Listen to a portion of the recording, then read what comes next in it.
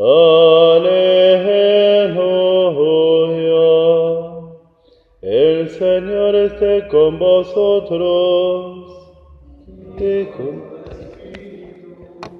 principio del Santo Evangelio según San Juan. Gloria a ti, Señor.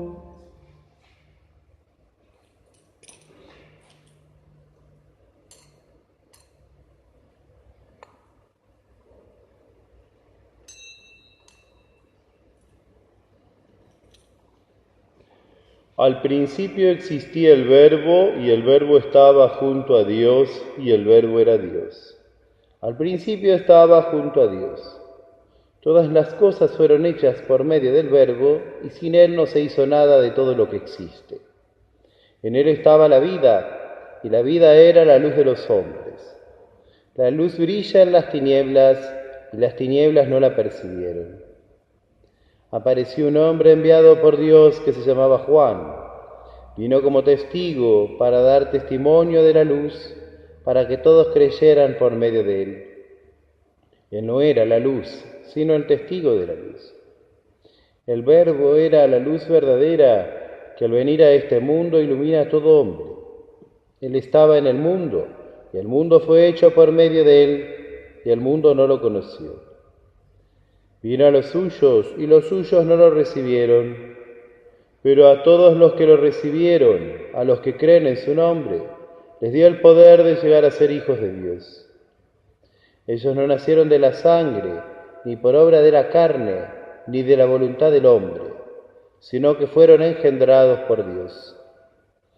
Y el Verbo se hizo carne y habitó entre nosotros, y nosotros hemos visto su gloria, la gloria que recibe del Padre como Hijo único, lleno de gracia y de verdad.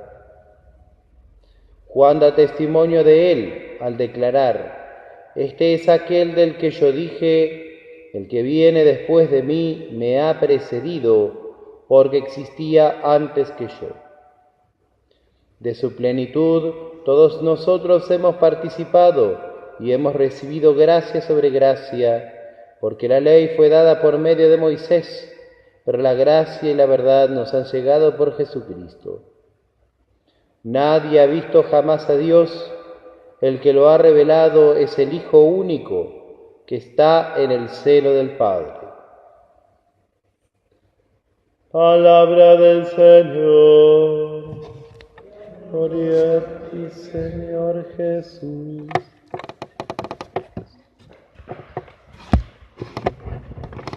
Estamos celebrando en este día el nacimiento temporal de nuestro Señor Jesucristo, y que sin duda es la causa de la salvación del mundo entero, porque si de nada nos hubiese servido nacer para este mundo, si el Señor no hubiese venido a la tierra a liberarnos y no hubiese venido a salvarnos con su muerte en la cruz. Así que sin duda esta fecha es fundamental, ¿no? Y en este día especialmente yo quería meditar en una frase que dice San Pablo, en la carta a los Corintios, en donde, hablando justamente de la caridad que tenemos que tener los cristianos, dice que tenemos que imitarlo a Cristo. Dice: Cristo siendo rico se hizo pobre, a fin de enriquecernos con su pobreza. Esta frase del apóstol está puesta justamente para incentivar a los cristianos, a la caridad y a la generosidad en concreto. Y viene bien que meditemos, porque a veces uno puede hacer de esta frase, puede hacer a veces una lectura superficial, digamos, ¿no? Como que fuera solamente, no sé, una asistencia, ¿no?, a un pobre, digamos, que está bien, obviamente hay que hacerlo, digamos, ¿no? Pero no es solamente eso. Es mucho más que eso. Por eso dice: Cristo siendo rico se hizo pobre. Y si uno se pone a pensar, Cristo, nuestro Señor, tiene una existencia anterior a su naturaleza humana. Así que esto es lo que está escondido aquí, porque dice que Cristo era rico, o que es rico. Es más, en el lenguaje, en el tiempo usado en griego, ¿no?, el pasado no quiere decir que hoy no esté presente. Así que esto es lo que está diciendo aquí el apóstol, ¿no? Cristo era rico, pero sigue siendo rico, dicho de otra manera, ¿no? Era rico y sigue siendo rico.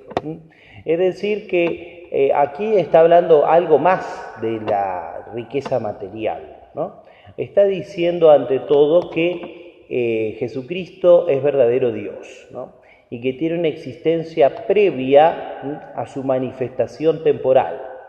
Así que Él era rico y es rico porque es Dios, ¿no?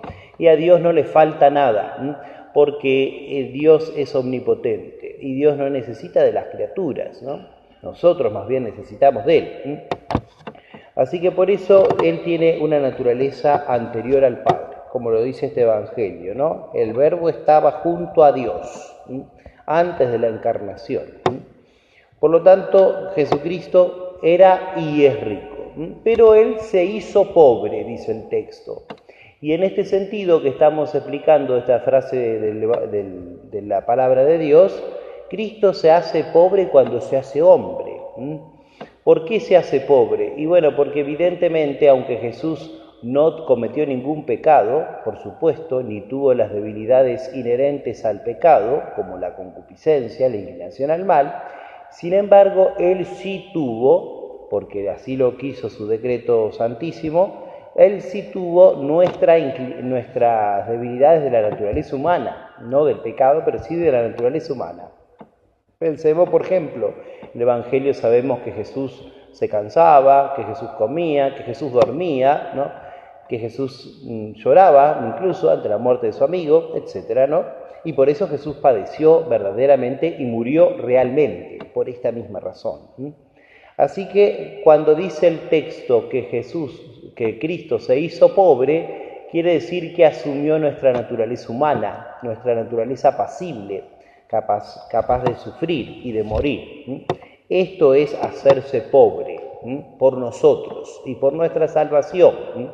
Claro que, como dije antes, Él no dejó de ser rico porque Él no dejó de ser verdadero Dios. Así que en este sentido podemos decir la encarnación es, como decían los padres de la Iglesia, decían, el Verbo se ha abreviado. Es decir, podemos decir, se ha hecho visible para nuestros ojos carnales, para que nosotros a través de lo visible nos elevemos a lo invisible. Por eso el Verbo se hizo pobre, es decir, se hizo carne por nosotros y por nuestra salvación. De hecho, el texto dice esto, ¿no? Este evangelio que escuchamos hoy. El Verbo se hizo carne y habitó entre nosotros. La palabra carne en San Juan quiere expresar la debilidad de nuestra naturaleza. No lo pecaminoso como en San Pablo, pero en San Juan hace referencia a esta, a esta debilidad que tenemos nosotros, ¿no? De descansar, de comer, de fatigarnos, etc. Esto es lo que asumió el Verbo por nosotros. Pero además de esto, dice que el objetivo de nuestro Señor es enriquecernos con su pobreza. Para manifestar esto, que antes de comentar esta otra parte, para manifestar esto, Cristo verdaderamente eligió ser pobre, y pobre ahora sí entendido de manera material, ¿no? Porque nosotros no elegimos dónde nacer, ¿no? Cada uno de nosotros ha nacido en la familia que Dios ha pensado y ya, digamos, ¿no? En cambio Jesús, como tiene una existencia anterior a su manifestación terrenal, Él sí podía elegir. Y Él no eligió nacer de un emperador, o nacer, no sé, en la principal ciudad del mundo, en su momento era Roma, digamos, ¿no? No, Él eligió nacer en un pueblo, como lo había prometido, en un pueblo ignoto, Israel, ¿no? En un pueblo no importante, digamos, ¿no? Y en un pueblito más insignificante dentro de esa etnia, digamos, ¿no? Así que Jesús sí eligió ser pobre, ¿no? Esa pobreza material que Cristo eligió para sí, en definitiva, nos manifiesta la otra pobreza que he dicho antes, que el Verbo se ha abreviado, la limitación que tiene nuestro Señor al asumir una naturaleza corporal. Así que la pobreza material es un símbolo de la pobreza espiritual que Dios asume por nosotros al hacerse carne. Pero esta pobreza, como digo, era para enriquecernos a nosotros, como dice San Pablo, enriquecernos a nosotros. Fíjense que el Evangelio que escuchamos, el prólogo de San Juan, que es sumamente rico, que algún día habrá que profundizarlo, dice, todos nosotros hemos participado y hemos recibido gracia sobre gracia. La gracia y la verdad nos han llegado por Jesucristo. Es decir, en Él está la plenitud de la divinidad, ¿no? Y de su riqueza, que es para Él es su pobreza, pero para nosotros es una sobreabundancia de gracia, es la gracia capital, es decir, es la fuente de la gracia, nos ha dado a todos nosotros. Nosotros hemos participado, es decir, hemos tomado parte en su divinidad. Por eso dice, nos enriqueció con su pobreza. Por lo tanto, esto es el objetivo de la encarnación, ¿no? Ante todo, Cristo nace en Belén justamente para que nosotros tengamos por Él acceso al Padre, para que por Él nosotros lleguemos hasta Dios. Cristo, ante todo, entonces, lo que busca es la salvación de las almas, y es por eso que, ante todo, lo que nosotros debemos practicar, o lo que Cristo hizo, fue las obras de misericordia espirituales. Es decir, lo que nuestro Señor vino a hacer es enseñar al que no sabe, dar buen consejo al que lo necesita, soportar las injurias, perdonar con amor las ofensas, etc. Es decir, esas obras de misericordia espirituales que Cristo vino justamente a sacarnos a nosotros de la ignorancia, a perdonarnos los pecados y a que lleguemos hasta Dios.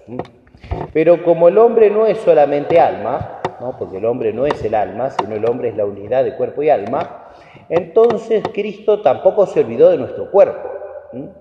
Entonces por eso es que también Cristo, vemos en el Evangelio, que practicaba las otras obras de misericordia, que son las corporales, o sea, dar de comer al hambriento, dar de beber al sediento, vestir al desnudo, alojar al peregrino, etc.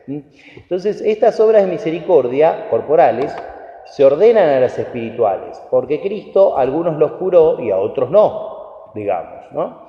Y es más, cuando a veces curó a alguno, dijo en el texto sagrado, no vuelvas a pecar, no sea cosa que te suceda algo peor. Entonces, si nuestro Señor curaba el cuerpo, era en orden al alma, porque en definitiva la vida terrenal se deshace y la vida del alma permanece para siempre.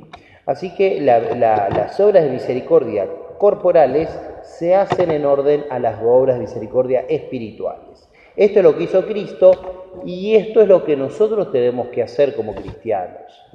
Cuando nosotros hacemos las cosas de nuestra vida diaria, en nuestra familia o en nuestro trabajo, en el lugar de recreación, ¿no? O más aún al que le toca la vida social, la vida pública, digamos, ¿no? Bueno, esto es lo que no se debe olvidar.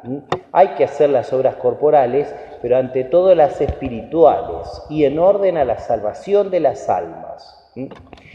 Y es por eso que la caridad cristiana es muy diferente de la filantropía. La filantropía es el amor al hombre, ¿no? O el asistencialismo, ¿no es cierto? No sé, de lo político, lo que fuere, digamos, ¿no? Porque el asistencialismo puede ser simplemente doy para que me dé algo, ¿no? Lutero diría do ut des, doy para que me dé, digamos, ¿no? Bueno, esto no es la caridad cristiana, porque esto no es lo que hizo Cristo. Él murió por todos y muchos lo han rechazado y Él sabía que era así, digamos, ¿no? Y entonces la caridad cristiana es hacer el bien a todos, incluso al que no me cae bien y al que no me es simpático, y hacerlo no solo por beneficencia corporal, digamos, ¿no? O una necesidad puramente material, sino ante todo hacerlo con una mirada de eternidad, para que el otro se haga rico.